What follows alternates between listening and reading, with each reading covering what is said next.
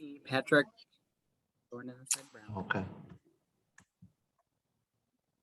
All right, welcome everyone. Welcome to Coffee to Careers. I am excited to hear this presentation from Carl and Pam from the Career Center in Ferndale. My name is Bob Stee. I'm your moderator today, and I'd like to welcome all of you to this session. We're excited to have all of you here. I hope you're having a great conference so far, and look forward to meeting people here today in this session. It's been great for me to be able to connect with people during this conference. It's awesome. Make sure that you all visit our McKay website for any information that's coming forward in this conference. And if you have any questions, feel free, just check that and put it in the chat. I will be periodically checking the chat right now during this session if you have any questions that you want to ask Carol or Pam. So just feel free. Make sure that you participate tonight in the trivia night, which will be later on tonight. And again, check the McKay website for all the information that you need about this conference. And I hope you make sure that you fill out the evaluations at the end so that we can get your input and we're always looking to better our conference year after year. So enjoy this session. Carl and Pam, it's great to have you, and I'm excited to hear it. So I'm going to turn it over to you. Awesome. Well, thank you, Bob. I appreciate it. Thanks, Bob. Thank you to everybody for putting this on together and all the hard work that goes into it. So as Bob mentioned, I'm Carl Corey, and this is Pam Belliver. We work at Ferndale Schools with the Tri-County Educational Center, TCEC for short. With TCEC, we serve both alternative and adult ed students. So we have a fine program.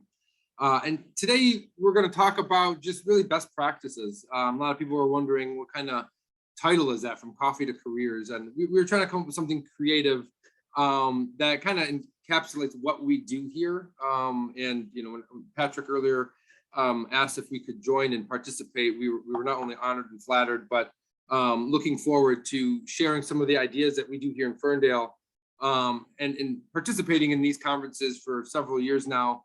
Really, I think the best way forward for many of us is to learn from one another, see what other programs are doing that we could use at our program, and vice versa, and really grow as a whole community, opposed to just a departmentalized district, because really it takes a whole team here across the state to make things happen. So from coffee to careers, that's kind of our idea here.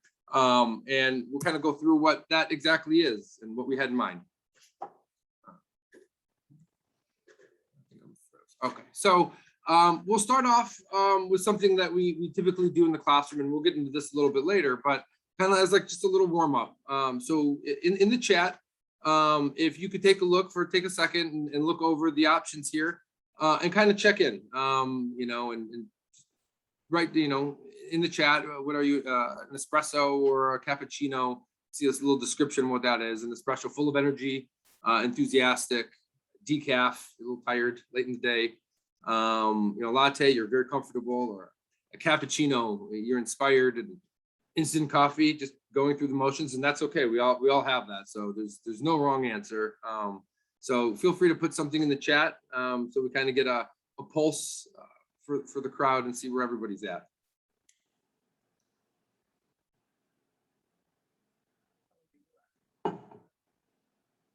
Lattes, decaf. Good. Awesome. So really kind of what's the concept, and you guys can keep typing that in. Me, for instance, I'm a cappuccino, right? Right now I am. Earlier in the day, I think at the beginning, may have been a little decaf, long night with 3 kids at home, waking up very early and getting ready for Halloween parades at school. But as I got to work and things kept going, midday check-in was an espresso, and now working in this capacity now, doing the presentation, inspired by everybody's work and whatnot. So your moods can change throughout the day, and the same goes for the students that we serve. And that's kind of what we're trying to show here. And we'll get back to that philosophy in just a second. But kind of give you an idea of who we are, our program overview, just kind of so you can put it in context as we move forward. Again, TCEC, we offer adult high school completion, ESL, GED, and ABE.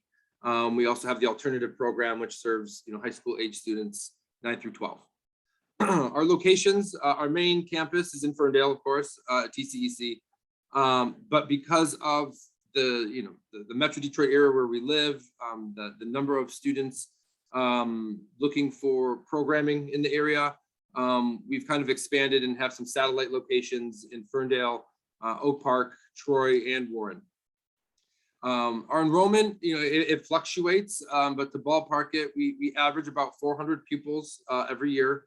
Again, that's high school age students, 14 to 21, and approximately 500 adults throughout the year. And again, that number can fluctuate, and in the last recent year and a half and moving forward, that number just keeps growing and growing. So you see the need. Kind of the demographical breakdown of who we serve. 62% female and 37% are male, which in 1% non-binary, 89% Black, African American, and so on and so forth. So most of our students come from Detroit area, some from the southeast, Oakland County, Ferndale, Oak Park, Hazel Park. But what I found interesting about those demographics are, and I didn't put all the specifics in there, but at the alternative aged group, your percentage of males is much higher than that of the females. But then when you see in the adult ed world, it's flipped. So, that's some of the things that we look at as, again, we're just talking about best practices here. Myself, Ms. Walters, our assistant principal, our school improvement team, our data dives that we do, that's something that we would look at for an example and say, wow, so when males are in the alternative age group, the 14 to 20-year-old group, it's a higher population, but yet you see a massive drop off when at the adult age. So if they don't get their high school diploma by end of their alternative career, so to speak, you don't really see too many of them going into the adult ed, where females you do. So capturing males' attention and investment in their education at a younger age, obviously is something that we're going to want to focus on moving forward. So that would be a small example of something that we would talk about regularly at some of our data dive meetings that we have with the school improvement team, our ILTs, which are instructional lead teachers, and then present that to the rest of the staff as well. So again, from coffee to careers. So where does it all start? For us, it really starts with enrollment, getting individuals to come on in to register. Again, that hasn't necessarily been the challenge, is getting people to come in, but servicing them and moving forward. So when you first come on in, typically we have coffee. In our enrollment room, we've reached out to local vendors, and some tips maybe is your local food service director may be able to help you point in that direction, because we all know we're not supposed to be using money on food. So we find other ways. And we have a little coffee bar and some snacks that when individuals come on in, grab a cup of coffee, sit down and have a conversation. Let's talk about what your expectations are, what maybe some of your past experiences have been, what are you looking for moving forward? And as we move through that conversation, we really realize that building that relationship and that bond with your student is how you get them to participate, stay enrolled, and stay active. We look at our data trends, our CASA results. Those who stick with the program, you obviously will start seeing a trajectory higher and higher. And when we survey our students, which we do 2-3 times a year, it's always back to the relationship, or Mrs. So-and-so or Mr. So-and-so, having that relationship. So we start with that cup of coffee and we talk about what's going on. After that, we move into your typical paperwork and testing. Again, we try to have everything spelled out in a very step-by-step manner. Many individuals come in here, they're overwhelmed, they're hesitant, they may have not had a great experience in the past. So to kind of eliminate all those barriers and all those hesitations and anxiety, we really have, and it's displayed, and I'll show you some pictures later, of like in our enrollment room and walking through the school of really the step-by-step process. So paperwork and testing, step 1. Okay, I can handle that. fill out the application, take your CASAS test, and go from there. When they conclude that part, which again, all of us should pretty much know how that application and evaluation part works, we then have them meet with our academic and career counselors. Pam, for instance, is our career navigator, our school counselors. We'll take a look at the transcripts that we have from those individuals and really spell it out for them. I have a link here for some resources that you can all help yourself to. For instance, here's a Michigan Merit Curriculum Audit. Again, a very simplistic way of looking at it, check boxes. We go through a sheet like this with their transcripts and check off what they've already obtained credit in. And then it's very clear and easy for them to read the boxes that aren't checked or what we need to do to graduate. And that's what you need to do. Because the number one question we get from individuals is, well, when can I graduate? How long will it take? And really that's up to you. However, here's a good way to look at the number of classes that you'll need to succeed and get your high school diploma. And then we also have that conversation about career exploration. What are you doing now? What do you plan on doing? Pam can speak a little bit more to that, and again has a couple of resources that you guys can use with the inventory form and Google Doc. So, Pam? Yeah, so every pupil and every adult that comes in, I try to meet with them and talk to them about a career plan. It's obviously a living, breathing document, and throughout their time with us, we revisit it, we talk about it, they let me know what, if they've changed their mind. Initially when they come in, often with adults, they're already working, but when we talk to them about the option to have a career navigator work with them and our connection with Michigan Works, they get excited about the possibility of maybe some post-secondary training and a new career. So I like to get this document kind of filled out with them when they come in to enroll, and then meet with them again in a month or a couple months, depending on how much, I work really closely with the teachers and the counselors to figure out how long are they going to be here. Because most of the training institutions that we're going to be working with are expecting them to either be close to or finish their high school equivalency. So that's one of the tools that I use to connect with them, and then they know that I'm available in the building for them whenever they need me. And one of the great things about using a resource like that, it's a Google form. So when the student or participant fills it out, it automatically goes into a spreadsheet and it's there. It's organized, it's clean, and you have that information for forever, right? So your counselors, your career navigators, your academic advisors, your social workers, whatever resources you have, they're able to look at that spreadsheet and update it as they meet with students regularly, or as we all know, some students are very transient, they come and go.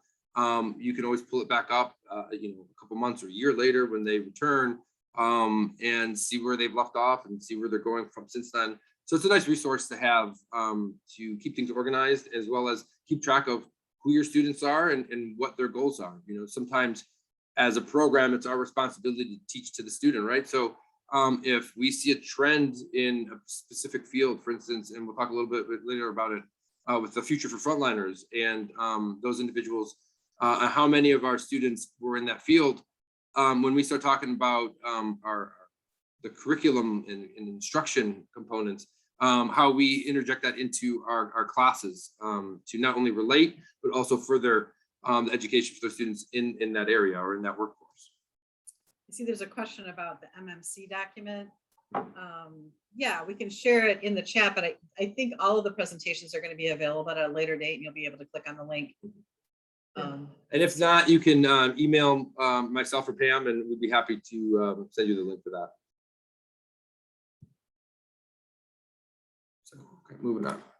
So academic advisors, again, that relationship, I can't stress that enough. That is really, if someone would say, what's the one thing that makes your program successful, I suppose to say, it would be the academic advisor if I only had to pick one. There's, of course, lots of different things.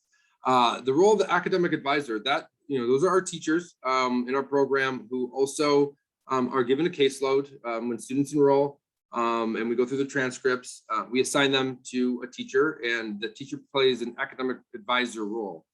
And really what the expectation there is for that advisor to be the first line of communication for that student.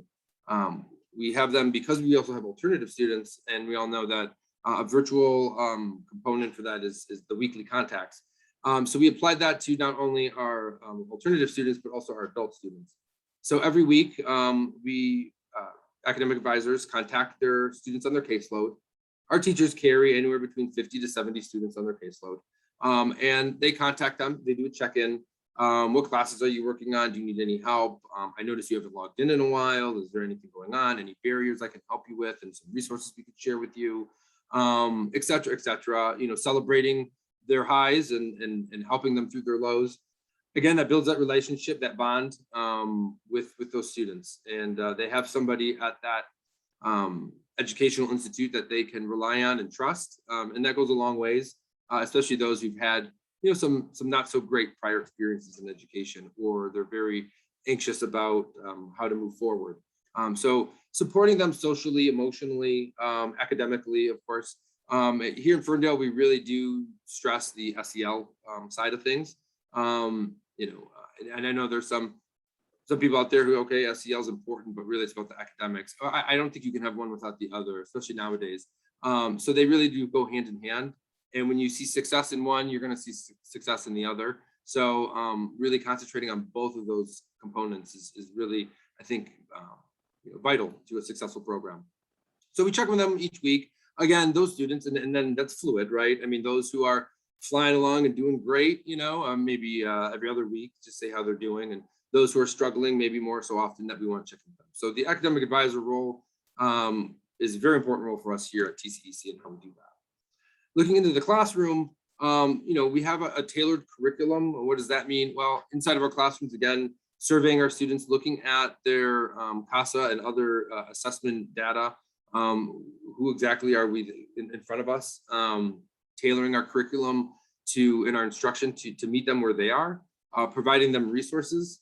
Again, applying many of the pyramid type of resource interventions that you would see at a K-12 level, also work at the adult level as well. So alternative and adult students could have some you know, resources in the room or interventions to the teacher, whether that's more time on a test or reading the test to them or helping them with things of that nature.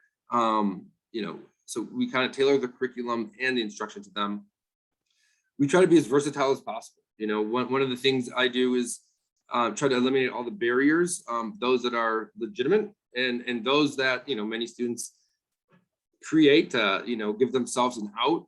Okay, what's the issue? Transportation? Okay, here are bus cards. You know, here's a computer. Okay, technology is an issue. Here's a laptop and a Wi-Fi card. So on and so forth. So trying to eliminate those barriers. And one of those is offering a virtual and in person, especially, you know, post COVID, wherever we are.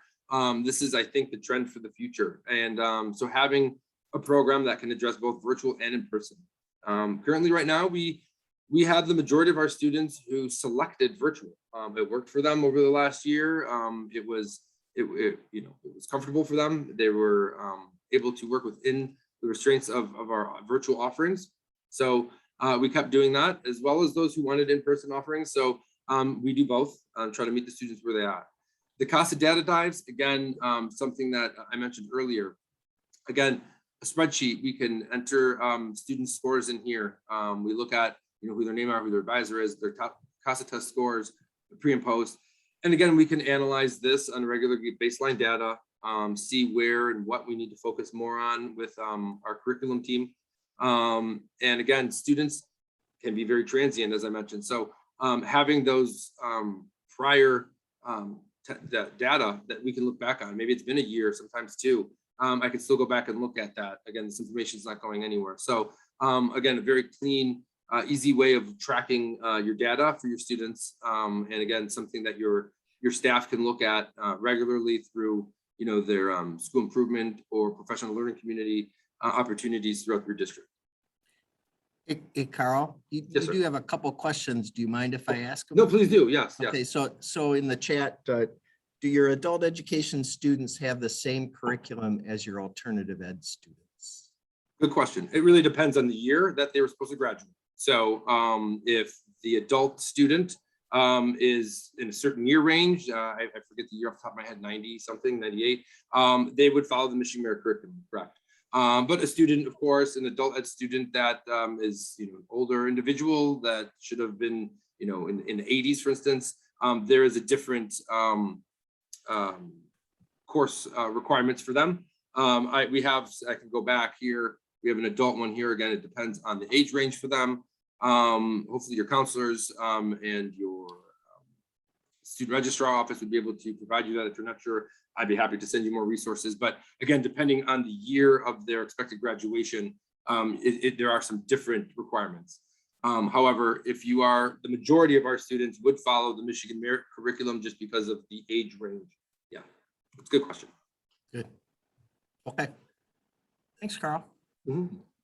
Was there a second question, or was that? Nope, that's good. Okay. So one of the things we also, again, I mentioned is the social emotional aspect of things.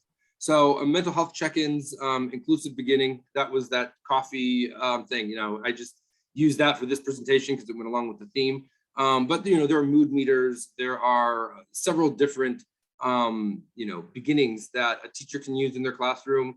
Administrators can use with their staff at the beginning of meetings. It kind of gives everybody an opportunity to check in with the instructor or the administrator or whoever, engaging strategies throughout the lesson, and then an optimistic closure, which you'll see at the end of this. So it's kind of our philosophy and how we do things. Again, it breaks the ice, so to speak. It gives the opportunity for the classroom teacher to get to know the students and really communicate with them. Again, there's another resource here you're more than welcome to use, 3 signature practices. Blow by, so I can blow by too. This will give you a ton of different ideas and resources that pertain to an approach like that. That's what I'm trying to tell you. Again, here's just some examples in our classrooms. We try to aesthetically, upgrade our classrooms as best as we can. I'm sure many of us have the same hurdles and barriers when it comes to our facilities. Typically adult and alternative educations are not usually getting the #1 building in the district, right? So similar to ours. So we do our best to spruce up the place, but have engaging, colorful, aesthetically pleasing things that we can hang around the school and in the classrooms that students walk in, that mental health check-in, for instance, they take a sticky note and put it where they're at today. It gives the instructor a great opportunity at the beginning to see, wow, I got a lot of sticky notes in the struggling category. Maybe we should address that. Maybe our lesson for the day can kind of, pump the brakes on that for just a minute, and let's do a mental health check-in with our students and why are they struggling and what's going on? Because really, is the student going to concentrate on academics if they're struggling in some capacity? So let's try to do something like that. So just some examples of what we do around the school. Again, climate and culture. Next to academics, there's that SEL component again. So how do we try to address that is having activities. Actually, today I was a little nervous during this presentation. We are doing a Halloween thing. And again, it's not just for our alternative students. Our adult students participate and have fun with it just as much as anybody else. So we have a student activities committee. Right now they're carving pumpkins. They're allowed to bring their children, if the adult students, if they have little ones, a day like today, they could bring their ones, do a little trick-or-treating from door to door, in the classroom, in the school, from classroom to classroom. In the cafeteria, we bought some small pumpkins that they can carve up. We have social events to try to get students engaged and again, feel welcomed and really create that, education can be fun. I know that's a cliche, but it really can be if you do it right.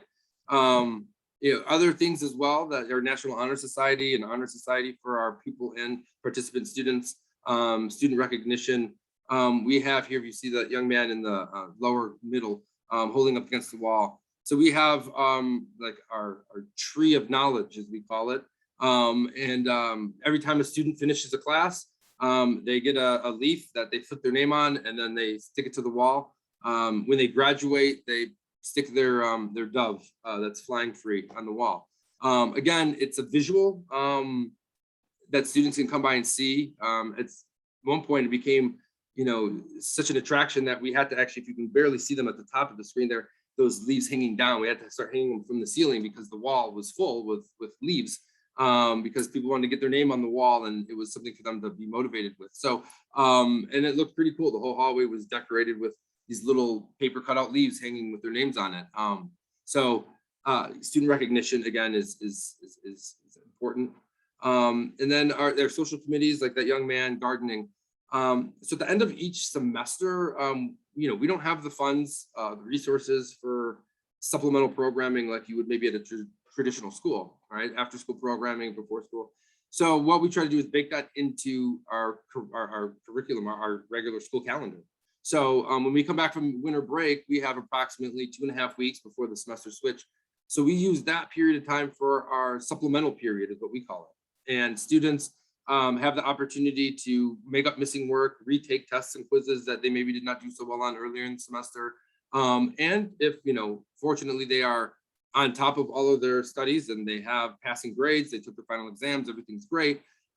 We spend that 2.5 weeks doing something out of the ordinary, whether it is, in the spring, we do some gardening and community gardens. We have a culinary thing. We just go into our kitchen and one of the teachers, what do you do? I like to cook. Okay.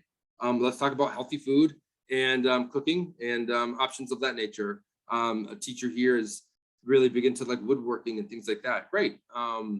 We bought some wood when we went to the local Ace Hardware and said, hey, we're doing this program. They were happy to give us some wood 2x4s and a couple tools that we borrowed. And we, did kind of like a workshop, like we used to back in the day when we were all in school and we had woodwork and things of that nature and home ec.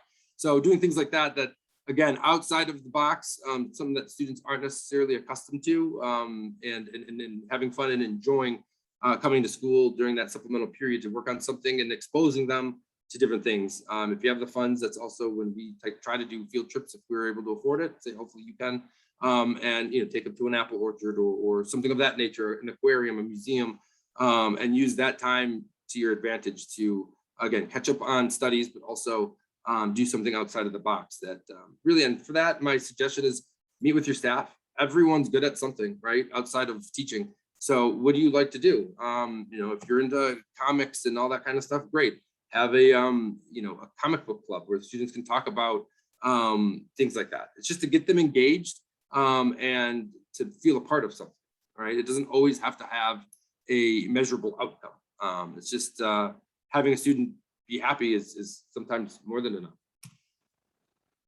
Community partners, as much as we try to do everything on our own, you're going to need support from your community, whether that is something that you're just going to need to be a successful program, or if it's a requirement from 107 and WIOA and all the others. So we really reached around to companies in the area, different organizations to try to support things. And we, pre-COVID, we had a monthly offering. We haven't got back to that just yet. Maybe hopefully in the spring, see how things go. We do virtual opportunities, but what we'd like to do is bring in services, whether it's the health or dental, a housing agency. Again, majority of our students are low socioeconomic income, and things like housing, affordable housing, legal support, Easter seals, MRS. They're happy to come into your building and meet with your students. And it's not just your students, we invite the entire community, right? So where we are, we advertise, we put it on the district websites and stuff, but we also, advertise on our marquee and others around the neighborhood. So anybody can come to this, not just our students. And that's kind of how we build that relationship with our community and really get the stakeholder investment into what we're doing here. Other social service events that we've held, Secretary of State has the mobile unit. So Social Security cards, things of that nature, that was always a big hit. One, it's supplied the students and community with a resource that they need. It also brought students and community members to our facility where we're able to communicate with them and discuss with them and interest them in maybe furthering their education if they're not already enrolled. And then other simple things, dental checkups and things like that. So we have a resource for anybody that's in Oakland County that we could easily share with you. Those outside, I'm sure a couple minutes on Google and getting with some other agencies in the area, you'll probably be able to collect a database of your own, no problem. And then religious faith-based organizations, of course, always a good community partner to have, whether it is advertising some of your programs that you're doing through their weekly church or other faith-based newsletters, and space. I mean, again, prior when I said the locations, we were in Troy and Warren, and those are typically all at churches that, Monday through Thursday, they're not really active places. So carving out a room to do an ESL or an ABE program is easy, and they are willing and wanting to participate. And that way you can kind of meet the students again where they're at. Transportation might be an issue, or coming outside of your community that you reside in. Maybe you're more comfortable going to the church that you normally go to with other people from your community if you're in, let's say, an ESL program. And then municipalities, of course, again, they have great resources, library, recreation centers, etc. Typically, a local city will have a program where students at that local school will be able to get a library card. Again, 90% of our students come from, Detroit. Ferndale is Oakland County, not Wayne County. So if you live in Detroit, you wouldn't be able to get a Ferndale library card.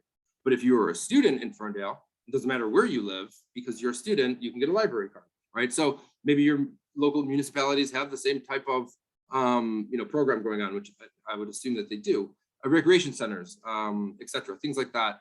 Again, space sharing, resources, other things like that. Again, students who don't necessarily reside in the Ferndale area, if they belong to the school and they're registered, they maybe have an opportunity to join a recreational program at the local facility. So again, building that relationship with your stakeholders and as well as your students. Career preparation exploration. This is Pam's expertise, so I'll turn it over to Pam. And again, feel free to unmute yourself too and chime in or post questions in the chat if you like. So we're not shy, so you're more than welcome to unmute too if you feel like it. So, but Pam. In my role here, I came into this position with a little bit of a background with Michigan Works, and so I had some connections in our community already. So we're continuing our relationship with Michigan Works. I know that that is an ongoing topic of conversation. I know that when I presented in the spring, it came up, and it always seems to come up. But we do work really closely with them. As you can see in one of the photographs, actually there's two of them where we participated in Manufacturing Day a couple of years ago, and then I don't know. I don't think they had it last year. They had it virtually. Maybe they had it virtually last year, but they had it virtually this year, and we participated in it this year as well. We have career and job fairs where we invite employers in, and we work very closely with Michigan Works and the BSRs to figure out what employers in our area are hiring. And we also have, the career fair also includes different training institutions. So MedCerts has been here. We've had the military, Wayne County and Oakland County were both hiring sheriff's deputies for a while. So we had them here one time. So we have a variety, Oakland Community College, and other proprietary institutions. So we've had the gamut of training institutions and employers, and as Carl had mentioned, resources. We had a cosmetology school come. So we have a whole list of organizations that we contact. We have all of the apprenticeship programs come that are available. We also are involved in a program called the Explorer Program, which is through Boy Scouts of America. Actually, I got connected with them. I don't even remember how.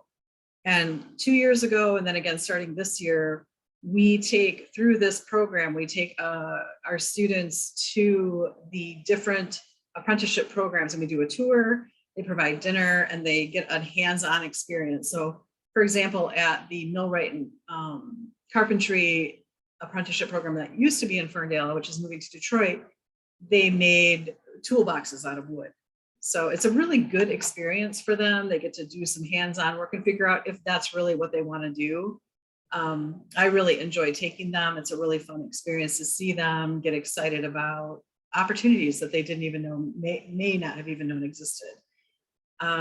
We have a partnership with Big Brothers Big Sisters of Metropolitan Detroit. They connected us with Ally Financial, and we participated in a coding program at Ally in Detroit.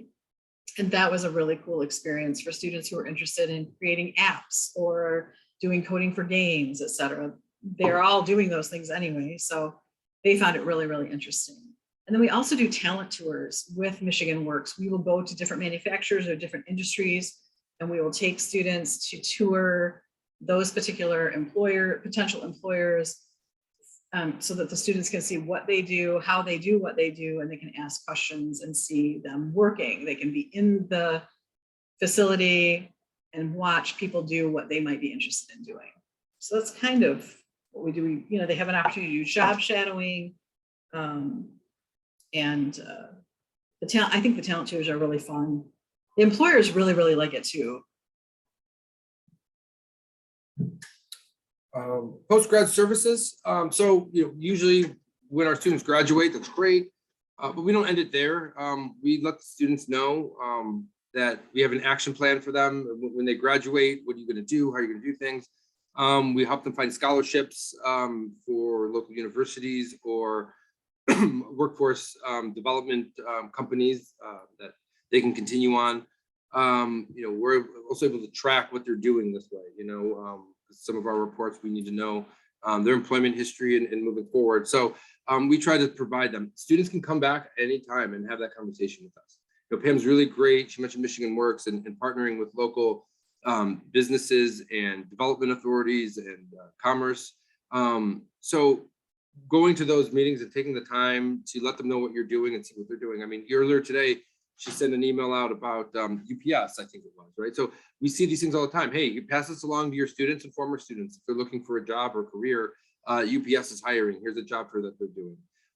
So having those available for our students, but again, also always welcoming them. And if you're a district that's looking to grow your program, that's also a really great way to get more students to come in, because really the word of mouth is really the best advertiser that you can get. And you can spend money on commercials and you can send out flyers, and yes, you can do all those things and they do work, but nothing beats word of mouth. So having those resources for students and even postgraduate, they appreciate those opportunities and resources, and they share that with community members, family members, who then seek you out as well. Future for Frontliners is another program that we've really dived into, the last few years. Pam could talk a little bit more about that, but you'll see some of those plaques that those students are wearing. So through Ferndale, we offer scholarships for our students. We select a student again with that recognition and offer scholarships through the district for a few students that we select, but as well as looking for scholarships with our counselors for post-secondary education as well. Thanks, Patrick. Oh, yes, yeah. We have had quite a bit of success enrolling people in Futures for Frontliners. Initially, we enrolled about 72 people. We had an additional 17 to 20 enroll over the last month or so. We currently are working with 30 specifically because, as you know, sometimes they don't follow through, they don't attend class, they get dropped, etc. But I'm currently working with 30 enrolled Futures for Frontliners. We are in the beginning phases of it. People are still finishing their high school diploma. We've had maybe 3 people finish, and all 3 of them are working on the FAFSA and getting enrolled in community college. So we're getting there. It's I'm excited about it. I think it's a wonderful opportunity. I kind of had to do my Futures for Frontliners song and dance for Carl to really believe what I was saying, but I just think it's such an amazing opportunity for people who served on the front lines and never got their high school diploma. And it's been a really interesting journey hearing all of their stories about, wow, I never knew I would be able to do this. And I get to go to college. So I really love working with that project. And I hope that it continues to be a huge success. I'll look at the chat, some of the questions. Do we take our students to the DIA? We have, yes. I know for a while they weren't with COVID. And if I'm not mistaken, I just recently heard they are opening that back up and offering opportunities for schools. So if you haven't, contact the youth division at the DIA, and Jason Gillespie, I believe, is the director there. He can talk you through that grant that they received for free transportation and time at the DIA, as well as other museums. I know the Arab American Museum in Dearborn is also very flexible and willing to work with schools on their budgets, and also coming out to the school if you're not able to make it there. So a lot of different opportunities with different fine arts and museum institutions around the area. Patrick, my song, of course, is the Michigan State fight song. Oh, wow. And if you'd like for me to sing it, I'd like some background music, but I will sing it for you. Every Yeah. single word. Yeah, right. Let's wait till Monday. Woo, go green. Wait till Go Sunday. away. So, all right. So next steps. And again, this is kind of, and I believe we're at about 2:30. Is that the end time? I don't want to go over. 2:45, I think. 2:45. Okay, we got an hour. Good. Oh, we You're got time. good. So You're good. we don't need to rush. So some next steps. So reflect on your next steps using one of the following stems. So this is again, and earlier when I talked about the closure, right? Something that an activity you could do at the end of again your meetings with your staff or within your classroom. So there will be. I'll post in a second the link to the Jamboard, and just click on that. And if you're not familiar how to use the Jamboard, there'll be like a little icon on the left. Click on the Post-it, and you can type in your Post-it and then apply it to the Jamboard. So something that you're curious about, something you're thinking about, and your next steps after this session will be. Let me grab that. Did everybody get into the session? We're not able to see messages necessarily. So I'm just now seeing messages that people couldn't get in. I think so. Yeah, I- we were able to fix it. Yeah. Okay. Thank you, Karen. So there's the link. Go ahead, click on that. I got a question here.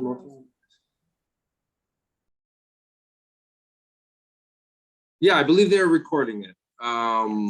So you can, I think, check out the recording. And then if you Yes. have any follow-up questions, Rachel, you're more than welcome to email me or Pam or call us, whatever is easiest for you. And happy to discuss some more things, or I can put you in contact with one of our counselors as well if you guys want to talk shop. So let's look at that Jamboard.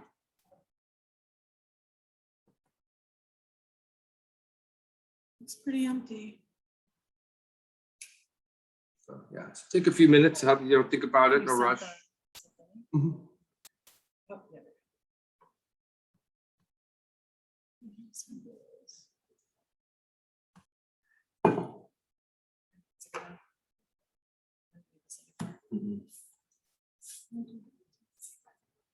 yeah. Okay, fair.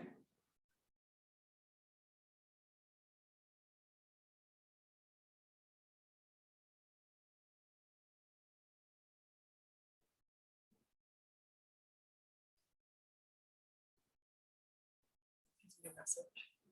Over there. It says,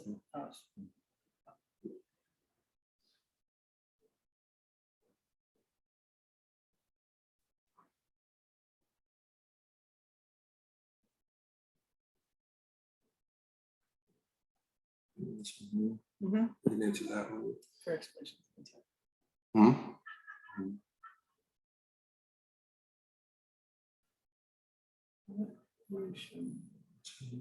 Relationships, sound. I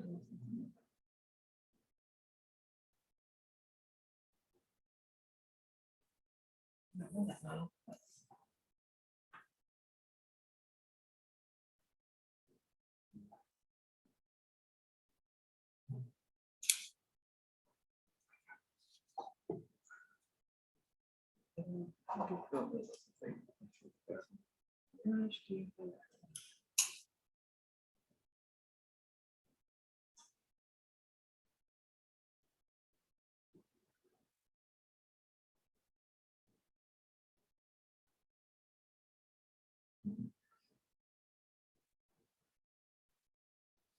So as people are, still commenting on there, I'll kind of respond to some of these.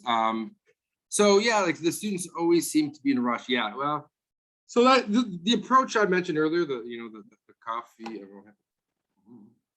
the coffee to careers, right? So building that relationship, they're coming in, having that conversation. Yeah, sometimes they're in a rush, sometimes they're in no rush at all, and you got a lot of stuff to do, right? And some of those conversations last a little bit longer than you would have preferred, right? But at the end of the day, you look back and you're like, it was worth it because that individual needed that time. Those that are in a rush, yeah, and you let them know. So if you're not willing to take the time for your own education, what are you in the time for? Or maybe let's find a time that is better. Is this better to do this over the phone than in person if you got to be somewhere? we can have this conversation over the phone. You know, and sometimes it is what it is. But giving them those, again, those options, you know, again, if you're in a rush, you have somewhere to be, okay, maybe you're not ready for an education right now if you have too many things going on.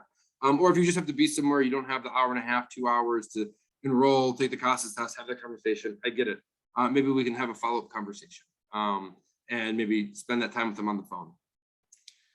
I see a question about what has the process been for identifying participant goals? You have had so much, you know, participant goals from a career perspective. I work with them on the career inventory when they first enroll, and then I check in with them, if not monthly, every other month, depending on how far they are in the program. And we have people come in and they've still got 3 years left of their education. I still check in with them. And I also work really closely with their advisor. I know that Carl mentioned that each of the teachers is also an advisor. So I keep them in the loop and we kind of work as a team together, including the counselors, and we establish goals and change goals and add to goals during their time with us. And then when we get closer, we try to nail it down. First thing they need to do is get that FAFSA knocked out, and then we go from there. Well, how many students are our teachers' caseloads? Well, right now that's an FEA negotiation. So this year it's higher than it's ever been, it's 70. What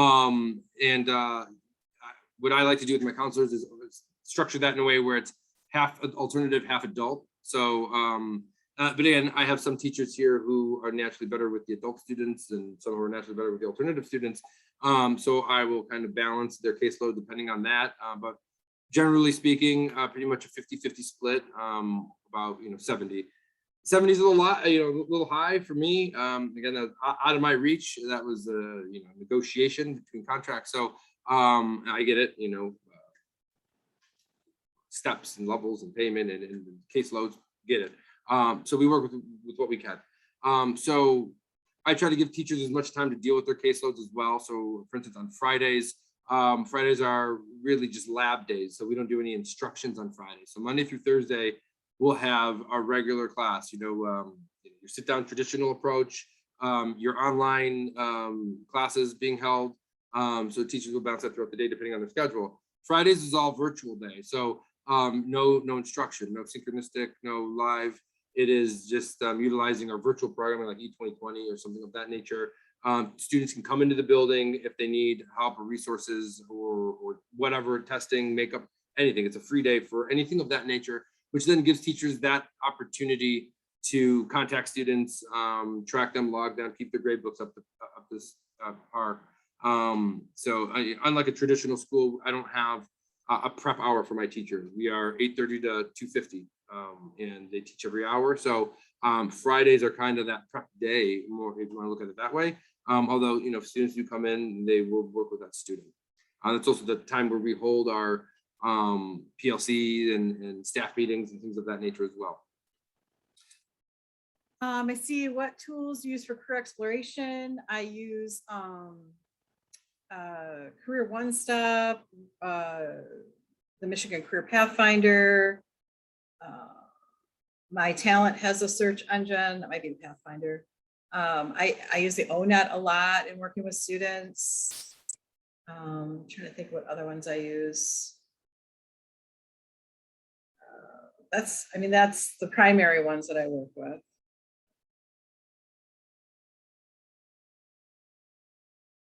Workforce e-training, I look at theirs a little bit.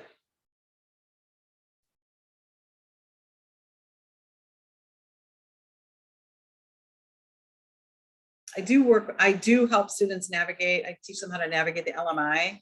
I think it's really important to look at labor market statistics when you're thinking about a career.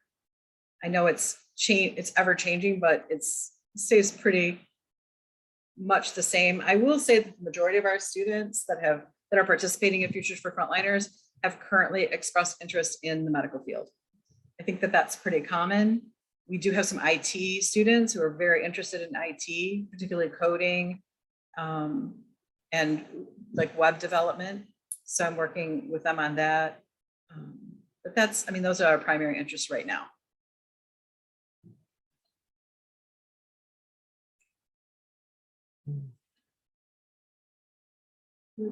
Do they get paid more for their duties?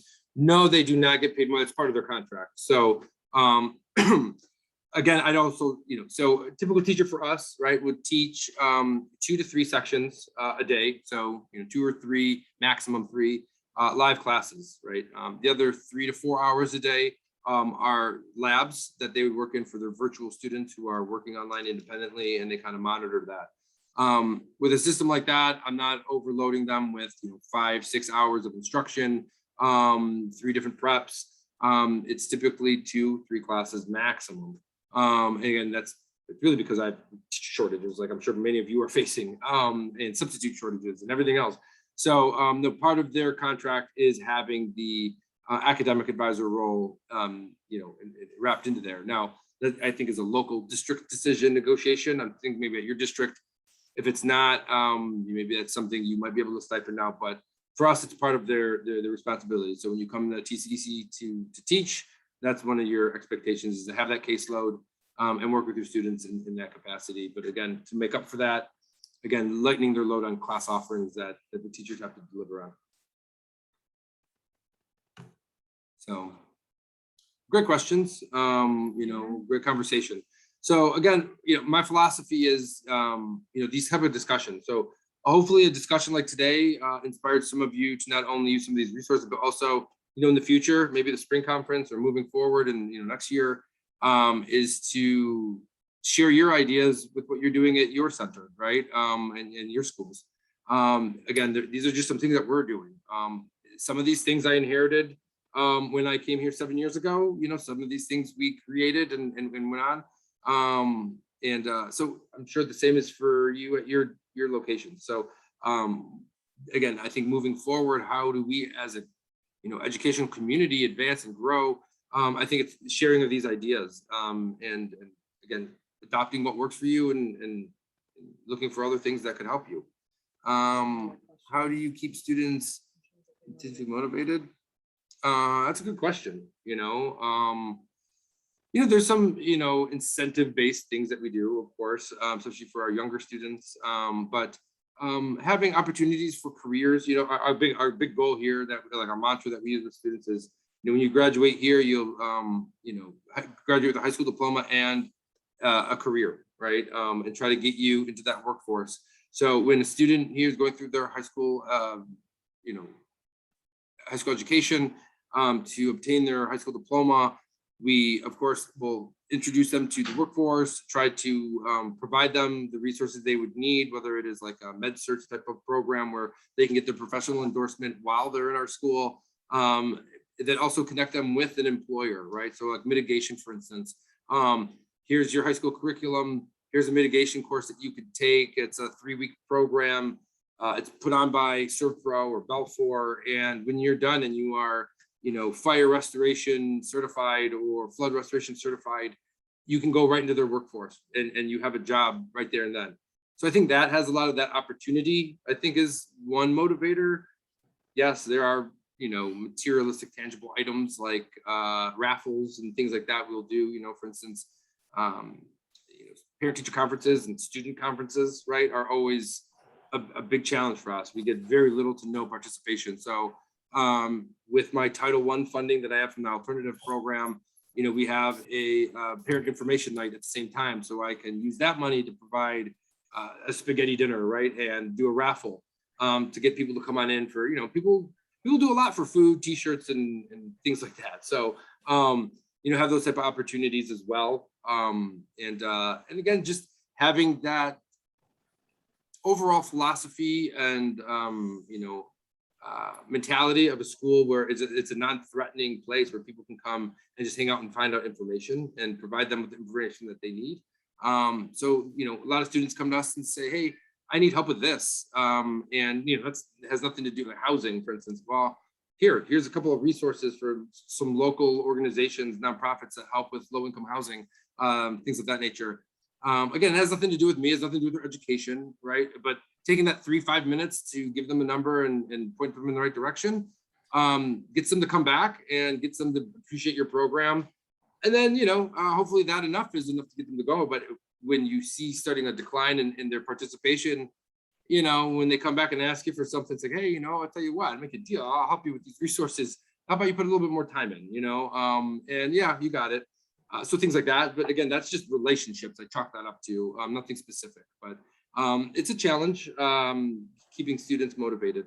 But again, having fun in the classroom, integrating some of the workforce stuff into the classroom. Right now we're doing a lot of work with, understanding and things of that nature. Getting to know the students, where they are, where they come from, using examples that they can relate to, reading texts that they can relate to, revamping our classroom libraries to really be reflective of who we're teaching, opposed to, I look at it, I mean, we are a district that is, 65, 70% African-American, but yet 99%, white Caucasian teachers and administrators, right? Like, I get that. So let's try to adjust that and address that in our classrooms by having material that our students can relate to a little bit more, having conversations we can relate to a little bit more. And again, I think that that provides that opportunity for students to, again, feel more comfortable. And, instead of, offering motivation, they become self-motivated. And, that's a win.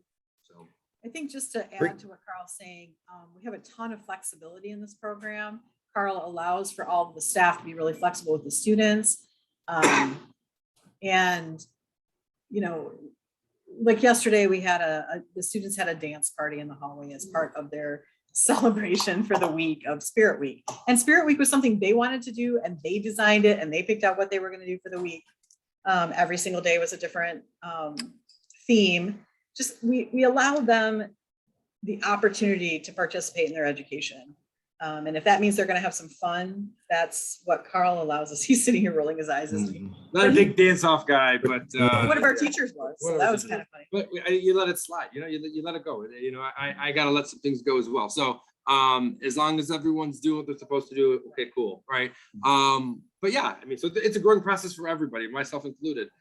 That's what the students wanted. And again, we're looking at 17 to 20, 32-year-olds, right? So that's the majority of our students. And some of the older students in their late 30s, 40s had fun watching it, and giving tips, especially since yesterday was like 90s day. So a lot of the older students were able to talk about that to some of the younger students. So it's just creating that environment of, yeah, school may have sucked for you back when you went, but it doesn't have to be that way, and it's not going to be. So come here, have a great attitude, have fun. If something's going wrong, come and talk to somebody, and we'll see what we can do. That's really about it. That's it. No magic bullet, no magic wand, just getting to know your students, having things organized in a way that is clear and easy for everyone to follow through. They're not getting lost in all of the minutia that could be adult ed, this, that, the other.